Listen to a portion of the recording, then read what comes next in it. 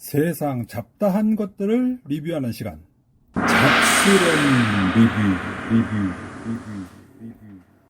예, 안녕하십니까, 관자입니다. 제가 지난 27회 방송이었죠. 에필로그 편을 마지막으로 WZCO C3 프로젝터에 관한 리뷰는 마쳤고요. 그런데 그때 제가 말씀드리기를 좀 더 C3를 유용하게 사용하기 위한 아이템을 외전 삼아서 몇 개 소개를 드리겠다라고 말씀을 드렸던 기억이 납니다. 오늘은 그 첫 번째 시간입니다. 자, 많은 분들이 좋은 프로젝터는 낮에도 볼 수 있어야 되는 것 아니냐 라고 말씀들을 하세요. 그 얘기는 낮에 제대로 볼 수 있는 정도의 밝기를 가진 프로젝터라면 밤에는 훨씬 더 밝게 또렷하게 볼 수 있지 않겠나 라는 기준을 삼으신 거겠죠. 충분히 하실 수 있는 얘기입니다. 하지만 C3는 낮에 제대로 볼 수가 없죠. 왜? 제가 지난 25회 방송에서 검증을 했다시피 WZCO는 C3의 안시 루멘이 2550안시라고 했지만 실제 측정을 해보니 500에서 700안시 사이 정도가 아니겠는가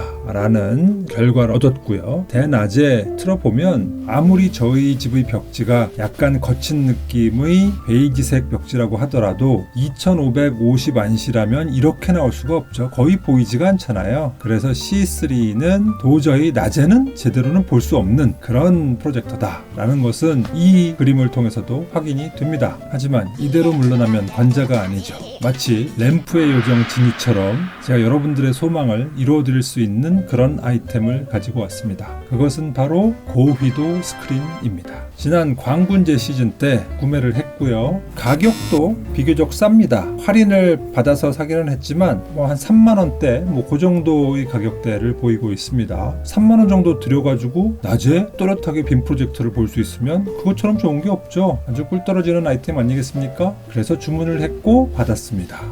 이 포장 상태는 별로 좋지 않군요. 여기저기가 좀 찢겨서 오긴 했는데 상자야 찢기든 말든 무슨 상관이겠습니까? 한번 열어보겠습니다. 상자를 열어보면 아주 구성은 간단합니다.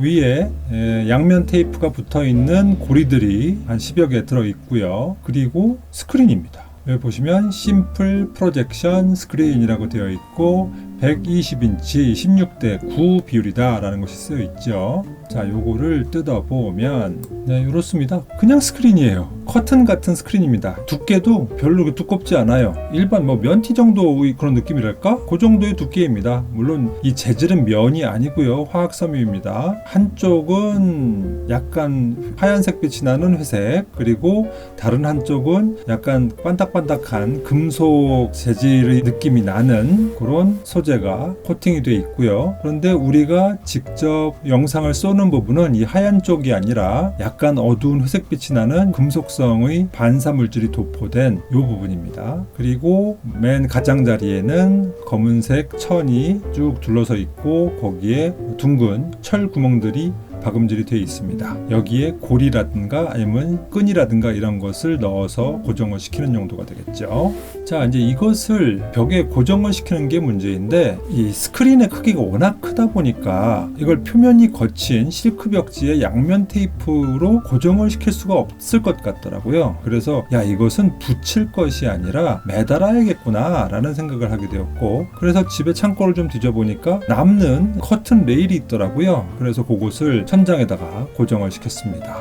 이렇게 간만에 좀 힘을 써서 천장에 커튼 레일을 박고 S 고리를 통해서 이 스크린의 구멍과 맞추어 가지고 스크린을 커튼 레일에 매달아 줍니다. 그리고 양쪽 맨 가장자리의 구멍은 고무줄을 묶어서 맨 끝에 고정을 시킴으로써 팽팽하게 텐션을 유지하는 역할을 좀 하게 했고요. 맨 아래쪽에는 원래 길다란 파이프 같은 걸 구할 수 있으면 그것을 이렇게 매달면 좋은데 그것을 찾을 수가 없어서 집에서 남는, 요즘은 통 쓰지 않는 오래된 어댑터, 그 어댑터가 안에 이제 트랜스 무게 때문에 약간 좀 묵직하잖아요. 그래서 그런 것들을 구멍에 넣어가지고 묶어서 아래로 떨어뜨리니까 꼭 추 같은 역할을 하더라고요. 그래서 이렇게 양옆으로 매달아가지고 장력을 좀 유지하게끔 그렇게 만들어 놨습니다. 그렇게 설치를 한 모습이 요겁니다. 크기는 120인치고요. 가로가 266cm, 그리고 세로가 148cm입니다. 근데 뭐 이렇게 회색빛 비스무리하게 나는 이 스크린이 정말로 그렇게 또렷하게 보인다고? 예, 좀 의심이 되시죠? 한번 실험을 해봅시다. 자, 지금 보이시죠? 직사일광이 직접 스크린을 때리고 있음에도 불구하고 또렷하게 잘 보입니다. 야, 대단하지 않습니까? 정말 전 이걸 딱 보는 순간 와, 이게 가능하다고? 라는 심정이었어요. 정말 놀랍더라고요. 아니, 어떻게 직사일광이 직접 비치고 있는데 어떻게 이걸 화면을 그대로 보여줄 수가 있지? 라는 생각이 들었던 거죠. 자, 그러면 스크린을 설치한 것과 안 한 것의 차이는 어떨까? 이거 한번 보실래요? 스크린이 설치가 된 쪽은 또렷하게 잘 보이죠. 그런데 일반 벽면 쪽은 또 역시 거의 안 보입니다.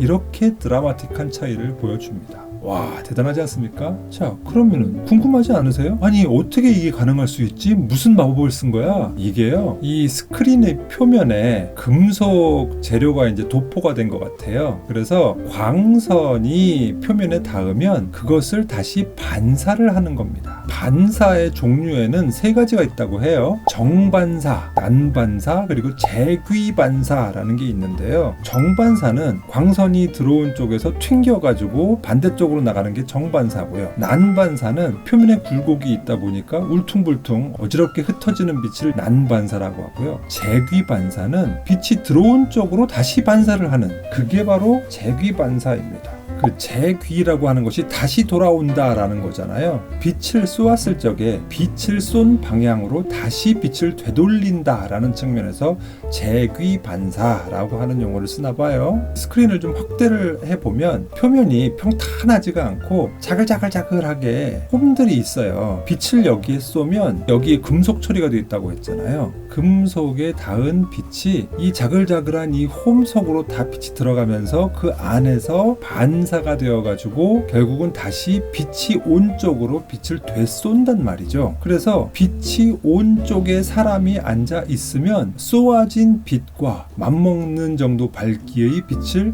다시 사람이 인식하게끔 되는 거예요. 그러다 보니까 그냥 일반 벽에서 흡수가 되거나 아니면 난반사되는 그런 일반 벽지와는 확실히 구분이 되게 뚜렷한 영상을 볼 수가 있게 되는 것이죠. 자, 이 재귀반사의 위력을 한번 볼까요? 자, 이것은 C3 프로젝터를 밤에 틀었을 때의 모습입니다.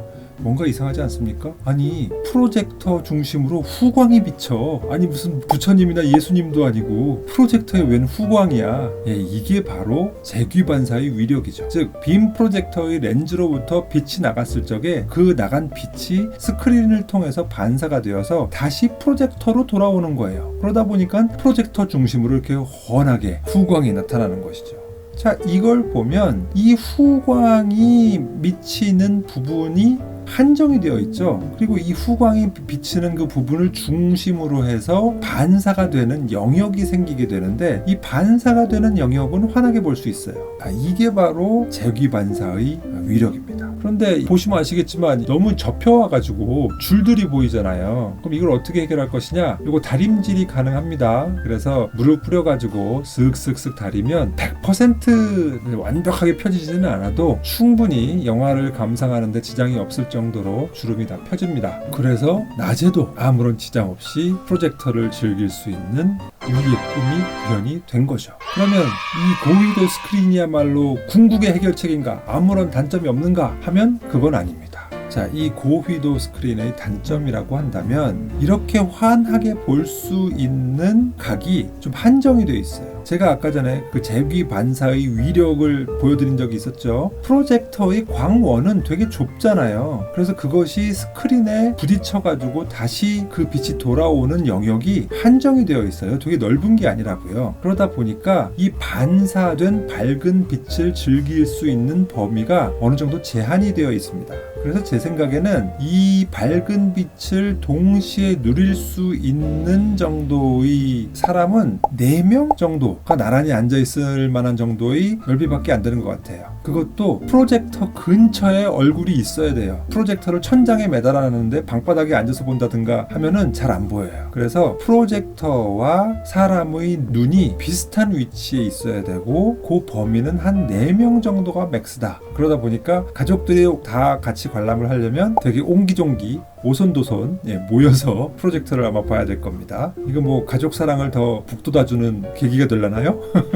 어쨌든 그래서 밝은 빛을 느낄 수 있는 범위가 좀 좁다라는 것은 한계가 되겠습니다. 또 하나는 처음에 좀 적응이 좀 필요한데요. 빛이 반사가 된다고 했잖아요. 근데 사람의 눈은 2개잖아요. 그러다 보니까 왼쪽 눈이 인식하는 반사광과 오른쪽 눈이 인식하는 반사광이 약간 다르죠. 위상차가. 처음에는 좀 어른어른한 느낌이 있어요.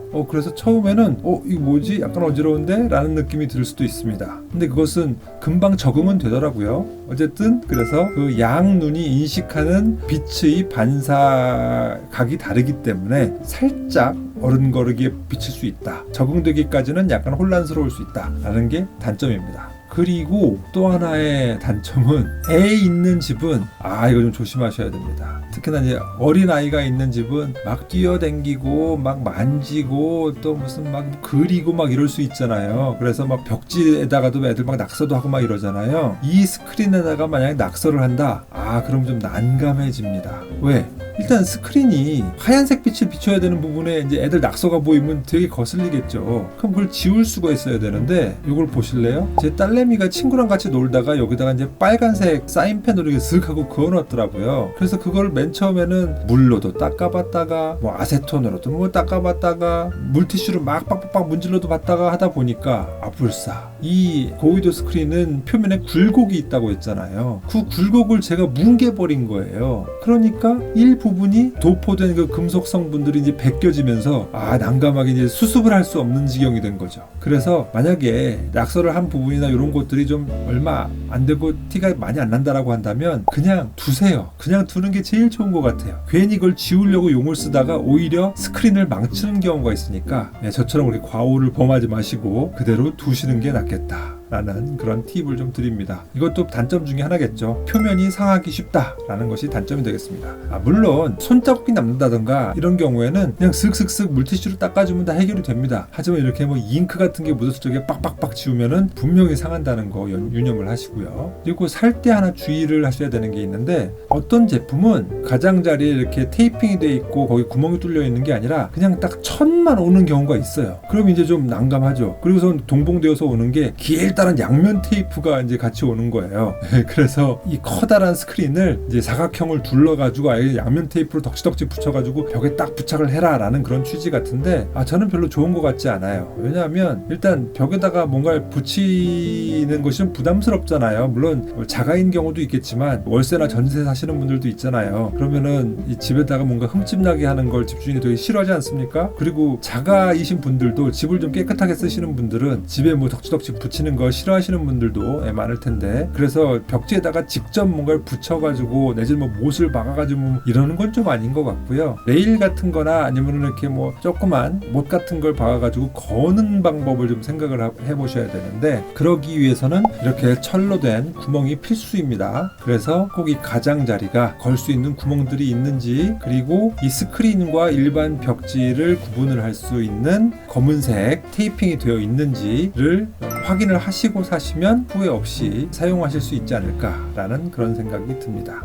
제가 말씀드리는 건 순전히 가성비적인 측면에서 말씀을 드리는 거예요. 한 2-3만 원만 가지고 이 정도로 드라마틱하게 효과를 낼 수 있는 정도라면 충분히 가치가 있다고 저는 생각을 하지만 그렇다고 이것이 프로젝터의 모든 단점을 한 번에 날릴 정도로 밝기와 명암비와 뭐 모든 것들을 다 일거에 해결하는 그런 해결책이 될 수는 없습니다. 역시 만족을 하시려면 더 비싼 프로젝터를 사셔야 되는 게 맞고 스크린도 좋은 스크린들이 엄청 많아요. 뭐 100몇만 원, 200몇만 원 하는 것들이 많습니다. 하지만 저는 어디까지나 가성비를 추구하기 때문에 가성비적인 측면에서는 최고의 스크린이 되겠다 라고 저는 말씀을 드리고 싶고요. 그리고 이 알리익스프레스 보시면 이런 동일한 가격대의 스크린들이 많이 보이는데 이런 고위도 스크린이 아니고 그냥 일반 하얀색 스크린을 파는 경우도 많아요. 그래서 구매를 하실 의향이 있으시다면 이것이 고위도 스크린인지 꼭 확인을 하시고, 스크린이 분명히 회색빛이 나는 거니까 제품 사진에서 이게 완전히 하얀 빛으로 나온다고 한다면 이것은 고위도 스크린 아니고 일반 스크린일 확률이 아주 높거든요. 그러니까 이걸 꼭 구분을 하셔서 구매를 하시는 것이 좋겠다라는 말씀을 드리고 싶습니다. 오늘은 이 정도로 할까요? 오늘도 컨텐츠가 여러분들께 도움이 되었다, 쓸만했다, 아니면 뭐 딱히 많은 도움은 되지 않았지만 그래도 성의 있게 준비를 했구나 라는 생각이 드시면 구독, 좋아요, 알림 부탁드리겠습니다. 감사합니다. 누구냐 너? 감자